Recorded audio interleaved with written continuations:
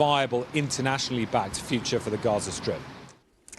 Our correspondent Tom Bateman there. Well, let's speak now to Gidi Grinstein, who was a member of the Israeli delegation during the negotiation of the Oslo Peace Accords, a breakthrough peace deal between Israel and the Palestinians in the early 90s. Thank you for joining us, Gidi. First of all, can I get your... Thank you very much for having me. You're very welcome. Could I get your thoughts on what we have heard over the past couple of weeks from President Trump about his vision for Gaza's future? So for sure, President Trump really has redrawn the lines of the boundaries of what we think, of how we think about the future of Gaza. But President Trump has not spoken about what's happening in the West Bank with the Palestinian Authority. The West Bank, as we all know, is divided into, or most of you know, divided into three categories of areas. Area A under the full control of the Palestinian Authority. Area B under civilian control of Palestinian and Israeli security control. And Area C, 60% of the West Bank, which is under Israeli control. Right now, so basically President Trump did not outline a vision for the resolution of the Israeli-Palestinian conflict, which he actually did in 2020 with his Peace and Prosperity Plan. That was also a groundbreaking set of ideas about the future of Israeli-Palestinian peace.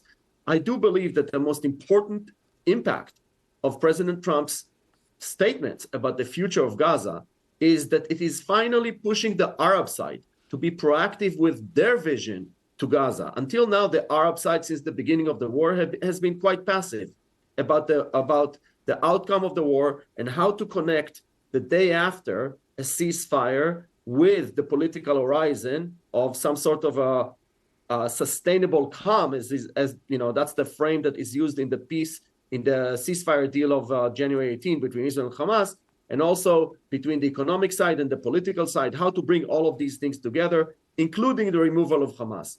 The Arab side has been passive, but now it's being kind of pushed into being more proactive and putting forward a set of ideas, which I hope they will do soon because we really need it.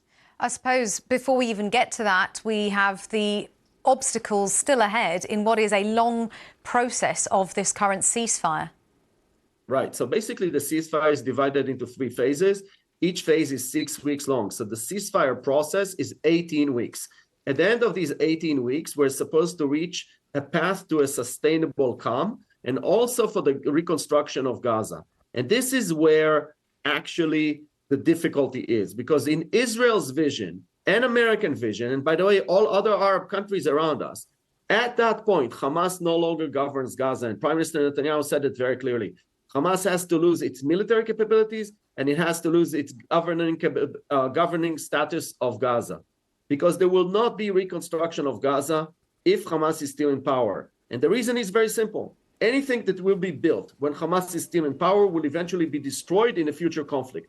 And nobody will put money into structures that will be demolished within a few years. So we have this 18-week period. We're now in week 5 of the first phase. And in this week 5 of the first phase, we were supposed to be negotiating Israel and Hamas with the mediation of the US and Qatar, an implementation agreement for phase 2. During phase 2, the remaining Israeli hostages are supposed to be released. Further Israeli redeployment is supposed to happen in Gaza. And Hamas seems to be intent on expanding its hold on Gaza. But Hamas has accused Israel of preventing tent and aid lorries being let into Gaza. So there are all sorts of accusations right now about deviations from the implementation of the ceasefire deal, and that is actually being mediated over and over again by Egypt, by Qatar, and also less so by the United States since the coming into power of the Trump administration.